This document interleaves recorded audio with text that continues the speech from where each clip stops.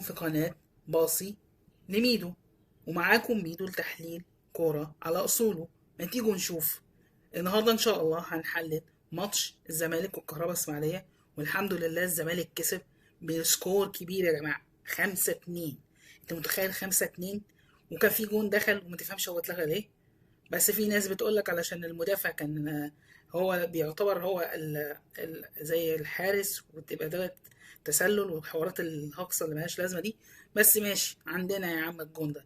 بس في تألق غير طبيعي، في تألق لعدي دباغ، وفي تألق لناصر منسي، وفي تألق لأحمد شريف الملحوظ، وطبعا التطور الغير طبيعي لآدم كايد من ساعة لما معتمد جمال المدرب المخضرم، المدرب اللي هو عارف يوظف اللعيبة في مكانها الصحيحة، خلى آدم كايد حاجة تانية من ناحية البلاي ميكر.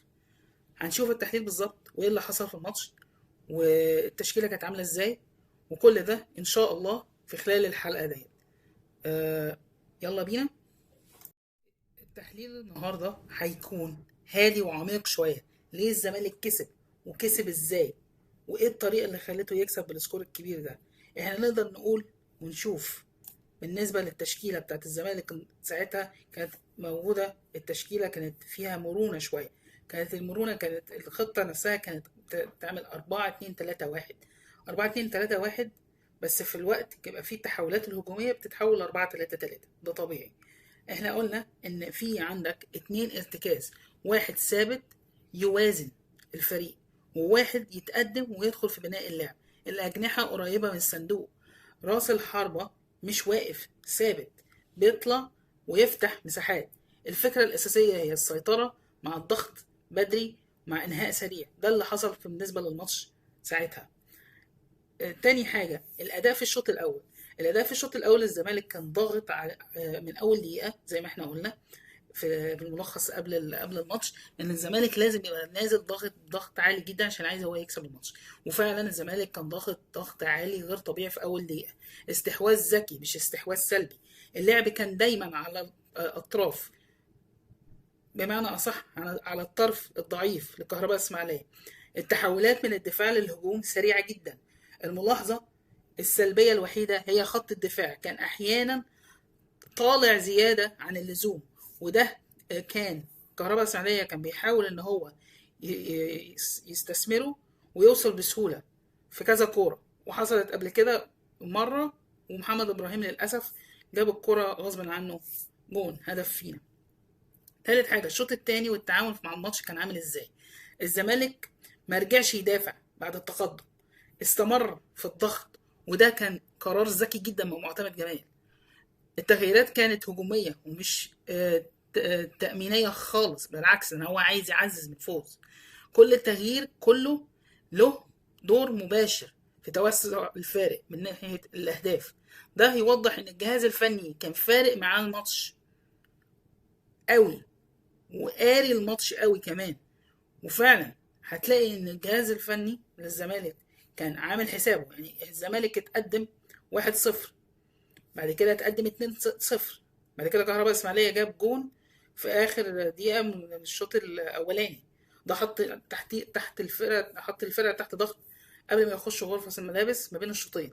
اللي حصل ان على طول معتمد جمال قال لك لا احنا عايزين نكسب على طول من بدايه الشوط الثاني. جه الجون بقينا 3-1، ومن هنا الدنيا فتحت خالص، وكهرباء اسماعيليه استسلم تماما للماتش. وابتدى السكور يزيد 4، بعد كده 5، وبعد كده الجون السادس اللي اتلغى. وتألق غير طبيعي من ناحية تعدي الدباغ، وفي نفس الوقت برضه تألق من آدم كايد. وبرضه كان تألق غير طبيعي لأحمد شريف لأن هو سجل هدفين. يبقى أنت عندك المكاسب الماتش مكاسب كبيرة جدا. عندك عدي الدباغ دخل جونين وبقى هداف الدوري المصري برصيد 7 أهداف. عندك احمد شريف دخل جونين، وناصر منسي دخل جون وعمل اسيست.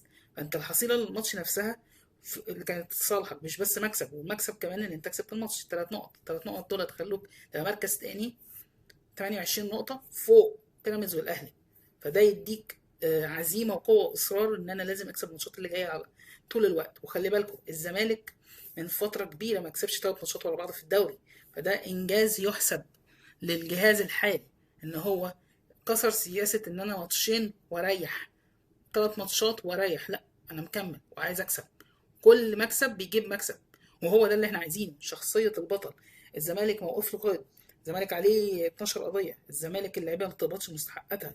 كل ده في الاخر بيتكون هي روح الزمالك، والجمهور دايما واقف جنب الزمالك. هو ده اللي انا بقوله. انت لما بتيجي تشجع الزمالك مش بتشجع الزمالك كفريق كوره والسلام، لا. الزمالك ده كأنه واحد صاحبك، صاحبك انت بتعتز بيه، صاحبك انت بتخاف عليه، صاحبك لما يبقى مريض، بيبقى تعبان مخنوق، بتروح له وتواسيه وتقول مالك. هو ده الزمالك بالنسبه لنا. الزمالك هو روح. الزمالك بالنسبه لي ده روحي انا، يعني انا من غير الزمالك ما اعرفش اعيش. ممكن كلامي يبقى تافه لبعض الناس، بس هو ده اي واحد من جمهور الزمالك ده، اي واحد من جمهور الزمالك حاسس باللي انا حاسس بيه ده. الزمالك بالنسبه لنا ترمومتر ادائنا اليومي. انا لما الاقي الزمالك بيلعب وحش بتضايق، يومي كله بيتعكر.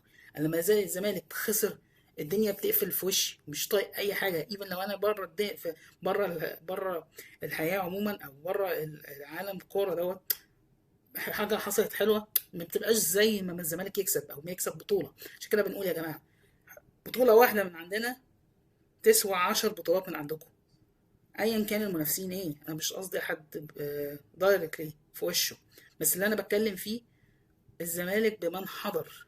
الزمالك روح الكوره المصريه. لو الزمالك اتشال مفيش كوره في مصر. الزمالك اهلي، ما ينفعش اهلي يلعب لوحده، ما ينفعش الزمالك يلعب لوحده. الزمالك اهلي بيشيلوا بعض. هتقول لي في لعيبه بتروح دايركت من الزمالك للاهلي، وما ينفعش لعيبه تيجي تروح من الاهلي للزمالك. انا مش مهم، اللي عايز يروح يا عم يروح، انا ما يفرقش معايا. يفرق معايا ان الكيان موجود. وانا قلت الكيان ده لو نزل درجه تانيه هشجعه برضه. ما هو ده اللي بيفرق عن واحد بيشجع كوره، بيفرق عن واحد بيشجع فرقه بتكسب والسلام. بصراحه في سياق الماتش بتاع الكهرباء اسماعيليه والزمالك، كان في افكار كانت محتاجه تتظبط. التمركز الدفاعي بعد فقدان الكوره، والتغطيه العكسيه على الاطراف لازم دي تتعدل. الخلاصه في الموضوع، الزمالك كسب لانه كان اسرع في التفكير والتنفيذ. الاداء الهجومي مطمئن جدا. الدفاع محتاج تركيز اكيد اكتر قدام قوي قوي. الماتش رسالة ان الزمالك لسه عنده حلول هجومية كبيرة، ودي رسالة للمنافسين ان احنا يا جماعة احنا عايزين ننافس على الدوري. احنا مش بس نكسب ماتش ونريح ونكسب ماتش ونريح، لا احنا فعلا في استمرارية. وانا اتمنى من معتمد جمال، المدرب المخضرم بتاع نادي الزمالك، بتاع الاوقات الصعبة، اللي هو بيطلق عليه مدرب طوارئ، ان يستمر معانا نهاية الموسم، لانه عامل حالة استثنائية ما بين اللعيبة. وهو ده اللي احنا عايزينه، الاستقرار الفني. لم الفريق يحس ان الفريق فيه قائد بره، مش مجرد مدرب، لا قائد للزمالك. انا بالنسبه لي طالما الزمالك كسبان انا مبسوط، واكيد كل الناس اللي بتشجع الزمالك عندهم نفس الاحساس ده. وربنا يسهل ان شاء الله الفتره اللي جايه الزمالك يعلى ويكبر ويبقى فيه استقرار، وكل المشاكل اللي موجوده تتحل. بس يا جماعه انتوا لازم فعلا تفهموا، الزمالك هو اللي بيكمل الاهلي، مش العكس. الاهلي لو وحش خلاص الكوره في مصر باظت. لازم الزمالك يبقى مع الاهلي، والاتنين بيعملوا منتخب مصر. بس لو ده واقع وده بتصرف عليه فلوس كتير، بس في نفس الوقت مش بيدي الاداء اللي منتظر منه، فانت عملت حاجه عملت خلل في التوازن في الكوره.